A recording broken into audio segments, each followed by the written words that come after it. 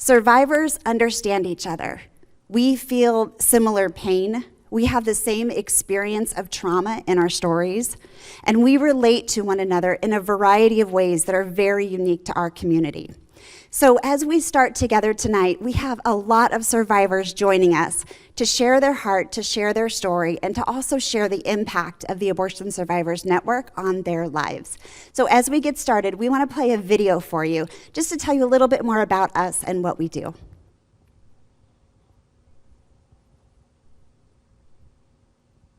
I am the survivor of what our world would say is a failed abortion.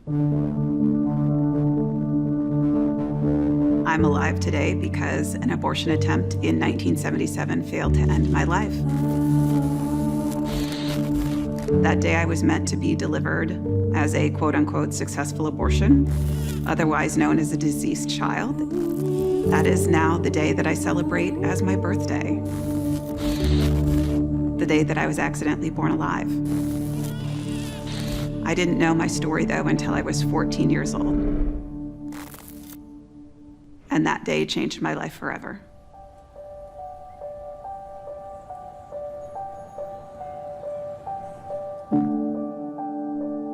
When I first found out my story at the age of 14, I felt incredibly alone. Over time, I found out that there was one other abortion survivor, and that was Gianna Jessen, and that changed my life. Fast forward over a decade, and I was actually speaking at the March for Life in Canada at the time. And I'll never forget, this young man approached me after the march, and he kind of whispered to me. He said, I'm one of you. I will never forget where we were standing when that conversation occurred. I will never forget him. That really opened my eyes to the fact that not only was I not alone, but people like me are everywhere. We know through statistics from the CDC that they were identifying 400 to 500 live births a year after failed abortions. If we do the math, that becomes 17,855 survivors. I'm on this mission to find those 17,855 other abortion survivors, to heal them, empower them, equip them to find and use their voice. And at the same time, finding and serving those 17,855 families who have been impacted by a failed abortion.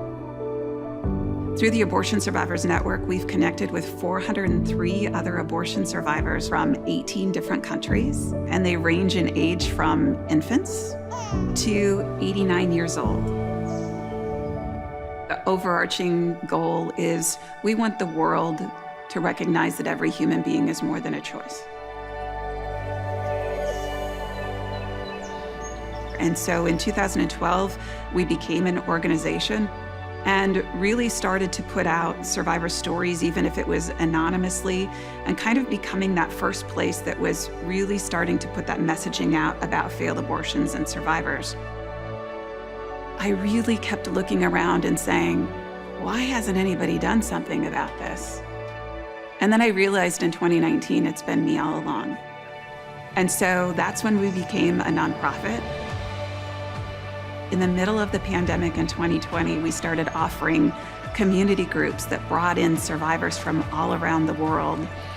We've healed, we've empowered them with relationships that further that healing, and then we've equipped them by training them to be public speakers, giving them coaching, helping them understand what it's like to advocate and be involved in the pro-life movement. And then we've given them a platform that's safe and credible to then use their voices. I'm so blessed to be alive. I'm so blessed to be a wife and a mother. I'm blessed to be a leader in the pro-life movement. But I can tell you my greatest blessing comes in knowing my fellow community of abortion survivors and creating a place for them in our culture where they're healed, empowered, and equipped, where we're raising their voices for the first time in over 49 years of legalized abortion. Every single survivor's voice is powerful. But the voices of survivors together, that's what changes our world, politically and in families and in individual lives. I know that as we raise their voices, we're not only going to change their lives and we're changing families, but we're going to change our culture.